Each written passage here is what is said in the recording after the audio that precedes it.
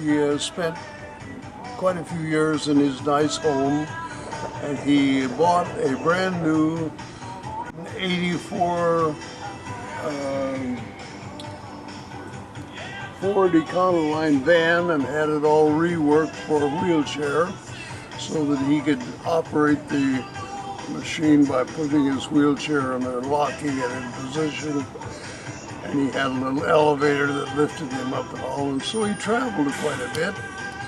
Went to Mexico and did some on-site painting and took a lot of pictures, and then would paint from the pictures when he got home.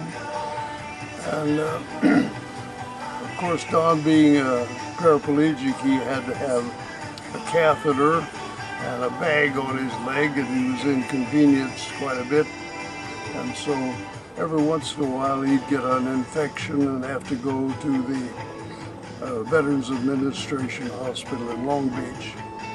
And he'd be there for a week or two and then get back to his old routine, and then he'd get into trouble again 6 months or a year later. So he made several trips there with that problem of infection.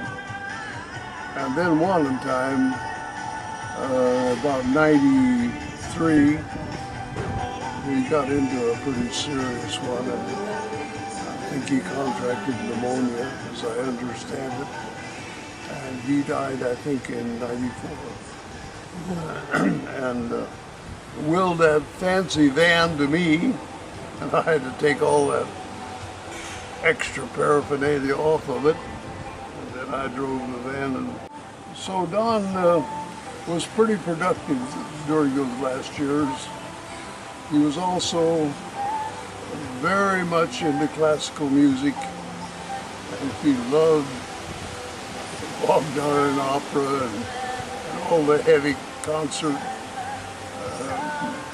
guys. He was very much into the classical music, and very much, as you notice in his artwork, a conventional artist. His real idol was a common day artist that used to be the main artist for the Saturday Evening Post, I think. Norman Rockwell. You remember? Norman Rockwell. Norman Rockwell. I love him. That was his guide for a long time. Very conventional. Wow. He never did get into surrealistic art except for a few experimental things during classes and all. He just didn't turn him on. So, yeah, I didn't see too much of Don during those last years. He was pretty much into his art world. Oh yes, he did marry a Japanese girl, and she was very pretty, and I don't know what happened. She got into some physical problems, and they separated, and he was on his own again.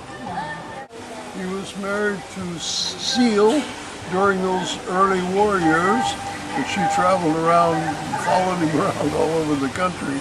And, I think you have some of those early etchings and sketches that he did, pencil and pen and stuff. No. Mostly in school. He started doing life work with live models when he was 10 or 11 or 12, somewhere in there. And I remember I accused him of being into some kind of unsavory things with those nude models. He says, no, it's very professional. And they usually are draped somewhere or other, and he says, it don't mean a thing if you can't touch it anyway. So that was his philosophy. That was before he got married. But his classical training was such that you had to know the body, Leonardo da Vinci, and all those guys that he studied. Incidentally, I have a bunch of books that maybe somebody would be interested in. Big, thick books, expensive books on art, classical art. And he studied a lot of that. Leonardo da Vinci, who's the other guy that's so famous? Michelangelo? Michelangelo. So he had a good classical training, and so therefore he learned all of the things about perspective and foreshortened and all the things that you know in the real classical training, proportions of the body. And he looked at me one time, he said, "Rollie," he said, "if I could take a sculpt knife and just trim a little out on your chin, give you a classical chin, and do a little something here, and spread your eyes just a little bit, make them a little bit forward, a little larger, take 3/4 of an inch off the top of your head," and he said, "you would really be a model."